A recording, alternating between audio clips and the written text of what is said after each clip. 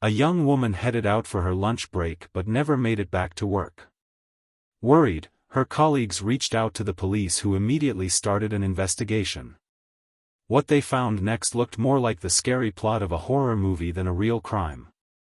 Yet, bit by bit, investigators managed to figure out what really went down. Carolyn Bington came into the world on May 30, 1993 in Plantsboro, New Jersey. She made her home in Plantsboro with her parents and older sister, and from a young age she dreamed of traveling the world. After finishing high school, Caroline signed up at Lafayette College, where she joined 2 study abroad programs, giving her the chance to visit both Japan and Germany. While she was in college, she earned 3 bachelor's degrees in international affairs, sociology, and anthropology. After wrapping up her studies in 2015, Caroline started working at a marketing company near her hometown and decided to lease an apartment in Plantsboro to stay close to her family. Beyond her job, she helped out with a local youth league and was heavily engaged in charity work. Over the following few years, Caroline stayed committed to her job, kept supporting her community, and traveled whenever she got the chance. On June 10, 2019, the 26-year-old chose to go home during her lunch break. She was supposed to be back at the office later that afternoon. But as the hours went by, there was still no sign of her. Her colleagues became more and more worried and tried to call her, but Caroline didn't pick up. The situation felt totally unlike her. Caroline was famous for being dependable. She hardly ever missed work and almost never stepped out of the office during lunch breaks. As evening came closer and there was still no message from her, worry turned into real panic. Finally, her colleagues reached out to the police, requesting them to do a welfare check. Around 6 p.m., officers showed up at her apartment building and found that her front door was open. When they went inside, they came face to face with a terrifying scene. Caroline was discovered lying on the floor, and the quantity of blood around her made it right away clear that she was dead. While the medical examiner started examining her body, investigators began collecting evidence and questioning potential witnesses. One neighbor informed police that he had heard screaming around noon. He also remembered hearing odd sounds coming from Caroline's apartment right after, noises that sounded like furniture being dragged. However, nobody had mentioned seeing any strange individuals, and the apartment building had no security cameras. Inside the apartment, there wasn't much for detectives to go on. It looked like the killer had tried to clean up the scene using bleach, probably attempting to eliminate any trace evidence. The strange sounds the neighbor talked about were most probably the killer trying to hide their tracks. As police looked for surveillance footage from nearby buildings and followed up on any possible leads, the medical examiner completed the autopsy report. Carolyn had received multiple blunt force injuries to the head, probably caused by punches. On top of the blunt force trauma, Caroline had been stabbed several times in the neck with both a pair of scissors and a screwdriver. There were no indications of sexual assault and nothing seemed to have been taken from her apartment. However, one detail grabbed the detectives' attention. The scissors and screwdriver had come from Caroline's own home. This helped eliminate the 2 most typical motives, robbery and sexual assault. Instead, it pointed to something much more personal. The amount of violence used further backed up this theory. It seemed that the attacker wasn't simply focused on killing, but was fueled by extreme rage. Investigators started talking with Caroline's family and friends, attempting to identify anyone who might have had a reason to harm her. But nobody could think of a single person with a motive. Everyone painted Caroline as kind, laid back, and totally non-confrontational. She wasn't dating anyone at the time, and she had no troubled relationships or ex-partners who might have carried a grudge. Detectives then shifted their focus to Caroline's co-workers, and that's when things started to get more interesting. They found out that on the same day Carolyn left the office for lunch, another employee also left around the same time. A 30-year-old man named Kenneth Saul. At first, this detail didn't appear important. But what triggered suspicions was that Kenneth didn't come back to the office until much later in the day. According to their manager, Kenneth had phoned in saying he was handling car trouble and needed to visit a repair shop. However, when the manager checked up, they learned Kenneth had never shown up to the place he mentioned. Other co-workers had noticed strange behavior as well. When Kenneth finally returned to the office, he seemed nervous and had visible scratches on his hands. During a seemingly casual conversation, he even questioned whether someone could be arrested based only on circumstantial evidence. Detectives were fascinated by these details and chose to dig deeper into Kenneth's background. He was an accountant, married, and had recently brought a child into his family. Kenneth's daughter had been born just a year before. He had no previous criminal history, and on the surface, he didn't look like someone who matched the profile of a violent offender. However, the number of warning signs made it impossible for detectives to overlook him. They chose to question him directly. Kenneth repeated the same explanation he had given his manager, that he left during lunch to take his car to a repair shop. But when detectives requested a receipt or any form of proof, he couldn't provide one. Later on, Kenneth modified his story. He now stated that he never went to a repair shop. Instead, he said he had fixed the car himself at a nearby park. This change in his account right away raised red flags. For detectives, the simple fact that his story changed at all was highly suspicious. What made things even more questionable was the fact that Kenneth was an accountant, not someone typically skilled in handling complex car repairs on their own instead of going to a professional mechanic. Still, Kenneth continued to reject any connection to Carolyn's murder. And at that point, police didn't have enough solid evidence to make an arrest. But then, investigators came across something that grabbed their attention. While reviewing surveillance footage from nearby businesses, they also examined dash-cam footage from a police patrol car that had driven through the area shortly after noon. On that footage, Kenneth's car was clearly visible, completely contradicting his story.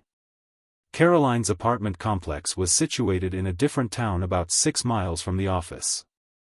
Kenneth had stated he was working on his car in a park near his workplace, but the footage showed him in the vicinity of Caroline's home. While this still counted as circumstantial evidence, it significantly strengthened the case against him. Another detail that pointed toward Kenneth came from the autopsy. Medical examiners discovered skin fragments beneath Caroline's fingernails. Evidence that she had scratched her attacker during the violent struggle. And as it happened, Kenneth had fresh scratches on his hands. Injuries he couldn't give a clear explanation for. If you're enjoying this story, kindly do us a favor and subscribe to our channel. It is free and won't cost anything, but it means the world to us. We're just a small channel trying to grow. Thank you, and back to the video.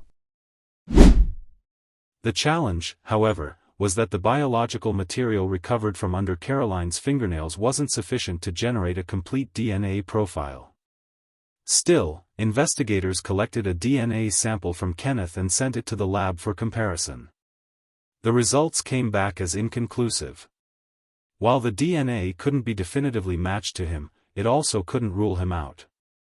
Although it wasn't the smoking gun police had hoped for, it was enough to keep him under close scrutiny.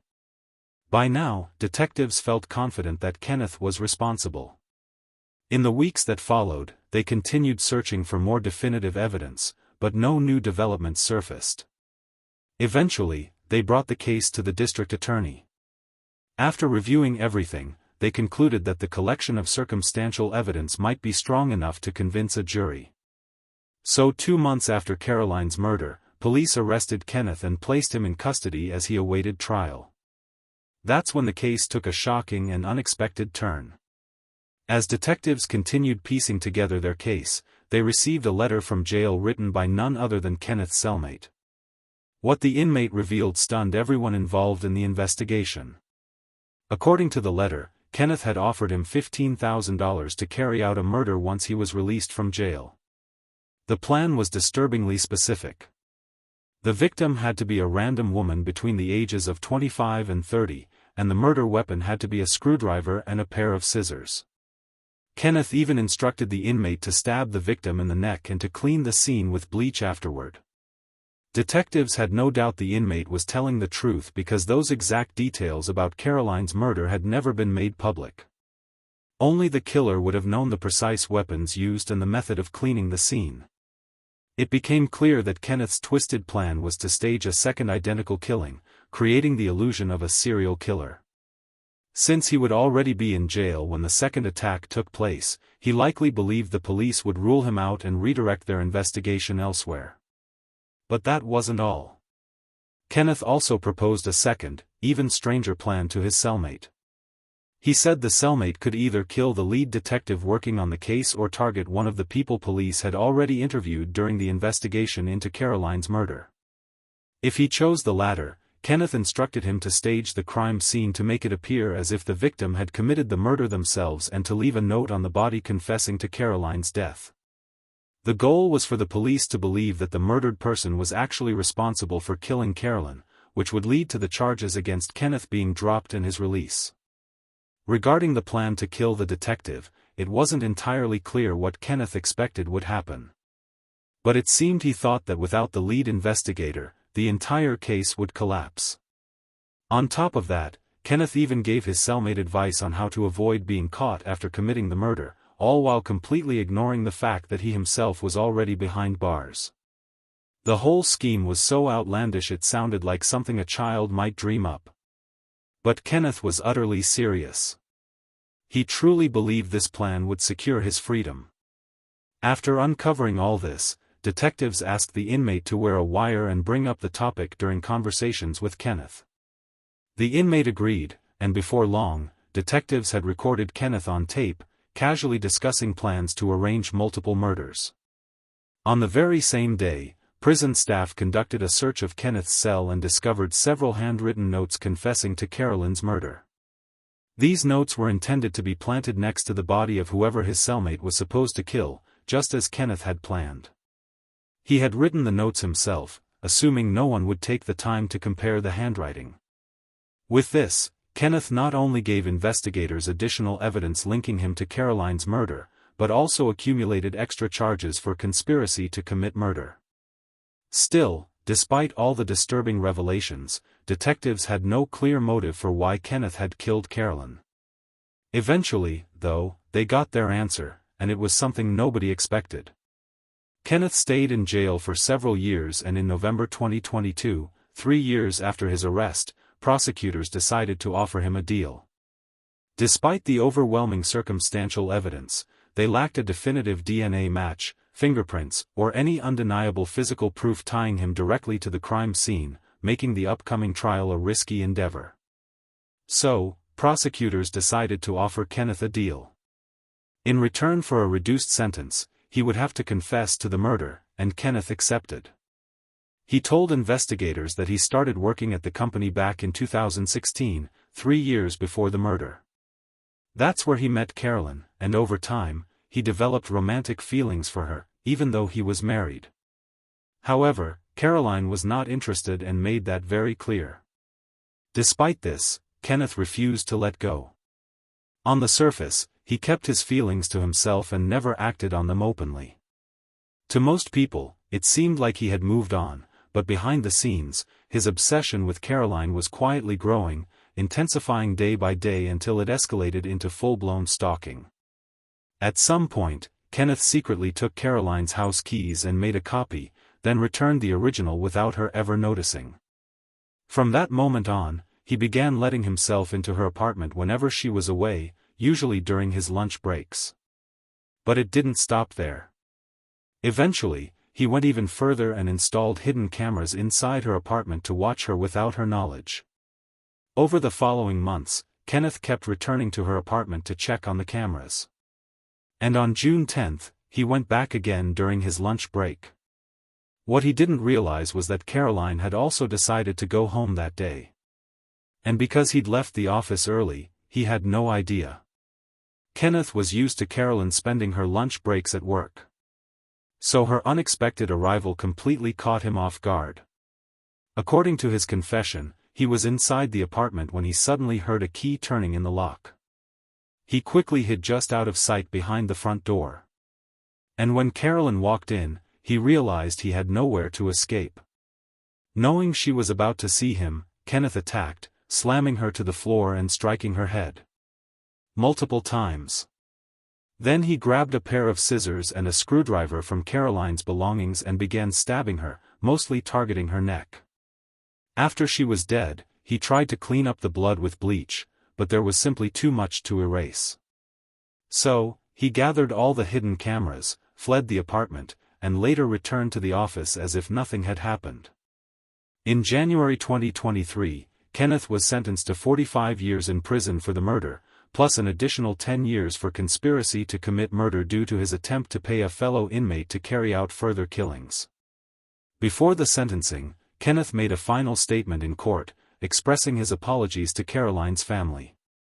He said, "I'm sorry every day for my choices. If there was any way to undo what I've done, I would do it without hesitation. I deeply regret the pain I've caused you all. No words are strong enough to express the horrors I committed or the suffering I brought upon you." He also apologized to his own family who were in the courtroom. "I'm sorry for who I am and for hiding it from you all my life. The mask I wore kept you from seeing any warning signs. I can only imagine the shock and pain you felt discovering the truth." Despite this, many people involved in the case doubted the genuineness of Kenneth's remorse. Not only had he savagely murdered Carolyn to keep his secret safe, but he also tried to hire his cellmate to kill innocent people, all in a desperate bid to avoid facing the consequences of his actions. Kenneth's wife was completely unaware of his secret actions and filed for divorce soon after his arrest. Despite his expressed remorse, Kenneth quickly attempted to appeal his sentence. He claimed that certain evidence had been gathered in violation of his constitutional rights and should have been excluded from the case. However, in late 2024, the court dismissed his appeal, ruling that there were no legal errors in the way the investigation was conducted. As a result, his original sentence remained intact. At this point, it seems almost certain that Kenneth Saul will spend the rest of his life in prison. If you found this case fascinating, don't forget to like the video and subscribe to the channel. We post crime case videos every night. Until next time, stay sharp, stay vigilant.